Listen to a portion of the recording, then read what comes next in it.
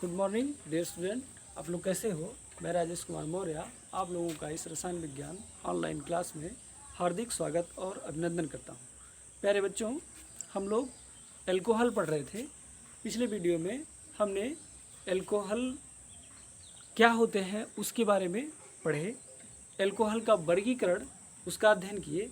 तो भाई उनको पहचानेंगे, उनका वर्गीकरण करेंगे, तो इसके बाद उनका नामकरण आवश्यक हो जाता है। तो उनका नामकरण कैसे किया जाए, इस चीज़ को इस वीडियो में जानने का प्रयास करेंगे। तो आइए देखते हैं नामनक्लेचर ऑफ एल्कोहल। एल्कोहल का नामकरण कैसे किया जाए।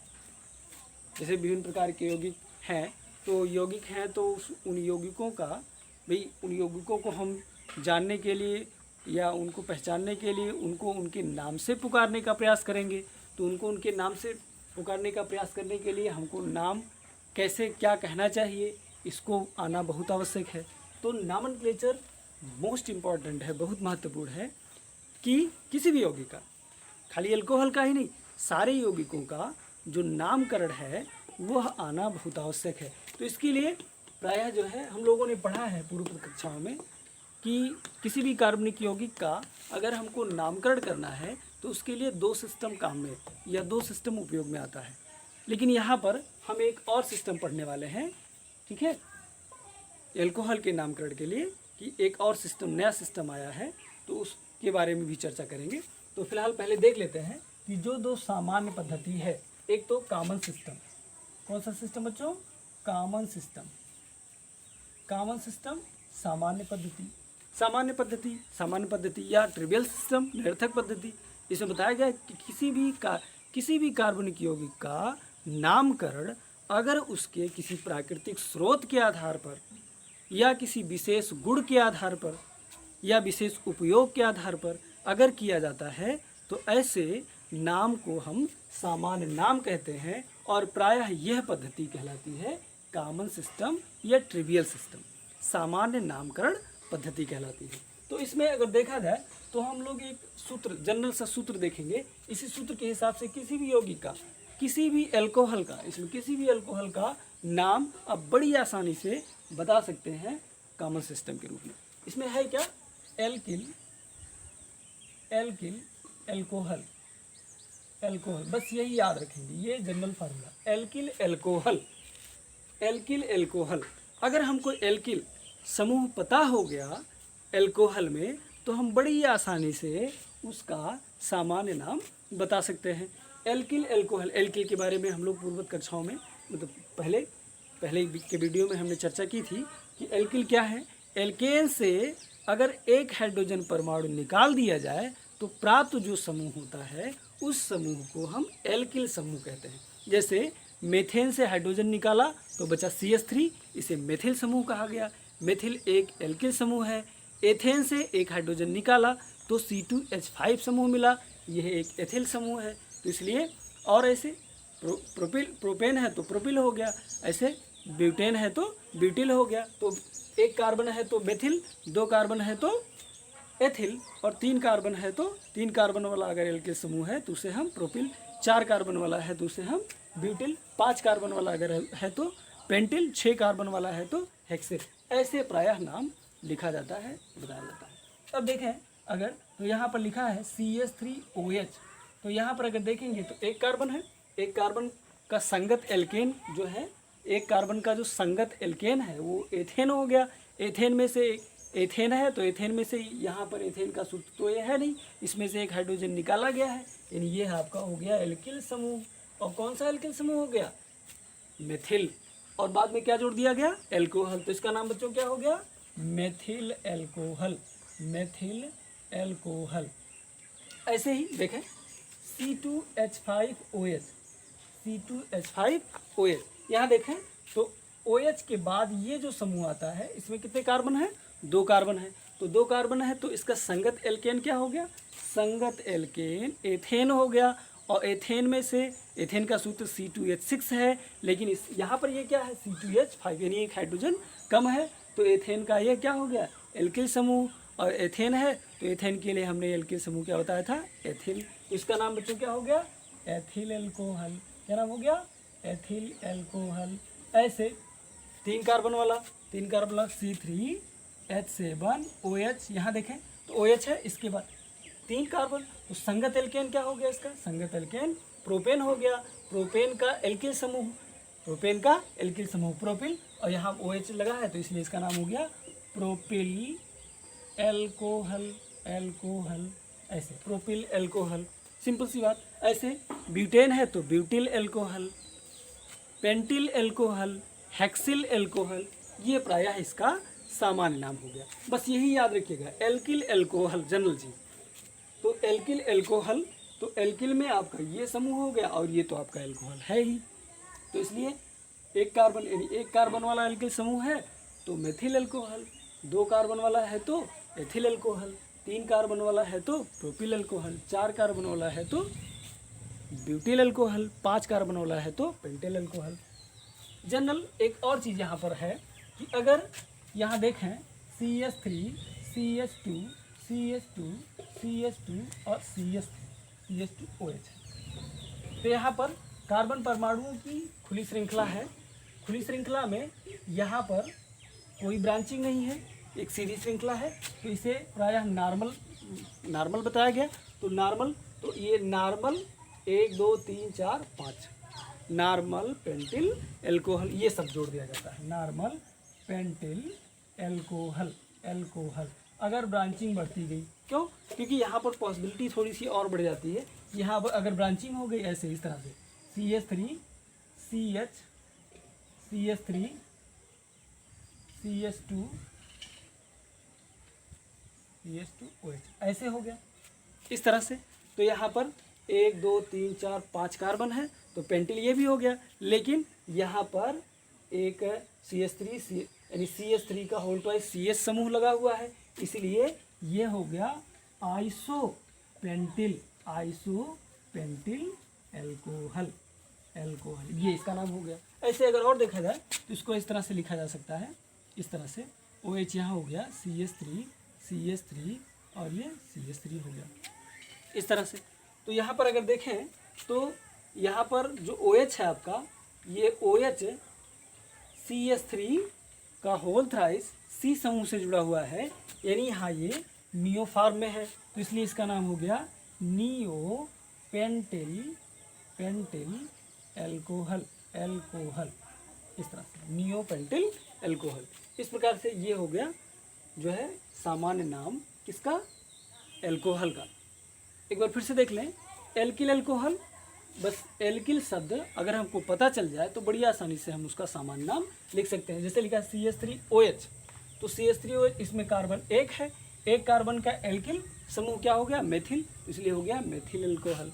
यहाँ कार्बन परमाणु की संख्या 2 है, तो 2 होने के नाते यहाँ पर इसका जो एल्किल समूह होगा वो एथिल होगा, इसलिए इसका नाम हो गया एथिल एल्कोहल। कार्बन 3 है तो इसका एल्किल समूह प्रोपिल हो गया, तो इसका नाम प्रोपिल एल्कोहल। कार्बन 4 है, 5 है, तो 5 के लिए हमने देखा कि खुली श्रृंखला में, सीधी श्रृंखला में है यहाँ, तो यहाँ पर इसके लिए एक शब्द इस्तेमाल किया जाता है नॉर्मल, और यहाँ पर आइसो और यहाँ पर नियो। इसको ऐसे भी कह सकते हैं वास्तव में, हाँ, नॉर्मल पेंटिल एल्कोहल, और ये हो गया आइसो पेंटिल एल्कोहल, और ये हो गया नियो पेंटिल एल्कोहल। इस प्रकार से इनका नाम। दूसरी पद्धति हम लोग देख लेते हैं, यह है कार्बिनॉल सिस्टम।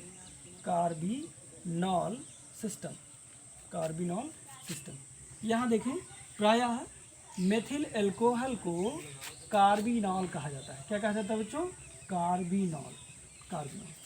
अब माना जाता है कि जितने भी एल्कोहल हैं इसी के व्युत्पन्न हैं, तो इसी के आधार पर, इसी कार्बिनॉल के आधार पर उनका उनका जो है नामकरण भी किया जाएगा। और अगर इस आधार पर एल्कोहल का नामकरण किया जाता है तो ऐसे सिस्टम को हम कार्बिनॉल सिस्टम के रूप में जानेंगे। इसके नाम कार्बिनॉल सिस्टम के, जैसे यहाँ CH3OH कार्बिनॉल हो गया, तो अगर मान लीजिए ऐसे लिखा हो CH3 CH2OH, तब इसका नाम क्या होगा, तो इसका नाम होगा, ये तो आपका कार्बिनॉल है इतना पोर्शन, लेकिन ये पोर्शन क्या है, मेथिल एल्किल समूह, तो हो गया मेथिल कार्बिनॉल, मेथिल कार्बिनॉल। ऐसे मान लीजिए ऐसे लिखा है CH3 CHOH और CH3, इस प्रकार से लिखा हुआ है, इस प्रकार से लिखा हुआ है कोई कंपाउंड। इसका हमको कार्बिनॉल सिस्टम में नामकरण करना है। तो यहाँ देखेंगे ये इतना पोर्शन तो आपका कार्बिनॉल हो गया, लेकिन ये दो क्या है, मेथिल समूह लिखे हैं, 2 बार लिखे हैं, इसलिए कि क्या हो गया, डाई मेथिल कार्बिनॉल, ऐसे मान लीजिए थोड़ा सा और ट्विस्टेड हो, इस तरह से कंपाउंड हो CHOH और यहाँ लिखा हो CH3, इस तरह से लिखा हो। तो यहाँ इतना पोर्शन हो गया कार्बिनॉल, और ये हो गया एथिल, और ये हो गया मेथिल। अब अल्फ़ाबेट के लिए अरेंज करेंगे। पहले हम एथिल को लिखेंगे, क्योंकि अल्फ़ाबेट में एथिल पहले आता है और मेथिल बाद में। तो इसका नाम हो गया एथिल मेथिल कार्बिनॉल, इस प्रकार से इसका कार्बिनॉल सिस्टम में हम नामकरण करेंगे। यहाँ पर आधार बनाया गया है मेथिल अल्कोहल, और मेथिल अल्कोहल जो है यह कहलाता है, इसका एक नाम और है, वो है कार्बिनॉल, और इसी के व्युत्पन्न के आधार पर इसका नामकरण किया जाता है, इसका नाम लिखा जाता है। जैसे यहाँ पर इस तरह से है, तो ये आपका कार्बिनॉल हो गया, और ये मेथिल समूह है तो मेथिल कार्बिनॉल। इस प्रकार से यहाँ पर ये इतना कार्बिनॉल समूह है, और यहाँ 2 बार मेथिल समूह आया, इसलिए डाई मेथिल कार्बिनॉल हो गया। यहाँ देखेंगे तो ये आपका कार्बिनॉल हो गया, यहाँ एक बार मेथिल है और यहाँ एथिल है। तो अल्फ़ाबेटिकली अगर अरेंज करेंगे, व्यवस्थित करेंगे, तो ये हो जाएगा एथिल मेथिल कार्बिनॉल। क्या हो गया बच्चों, एथिल मेथिल कार्बिनॉल। तीसरा हम लोग पढ़ते हैं, ये है IUPAC सिस्टम,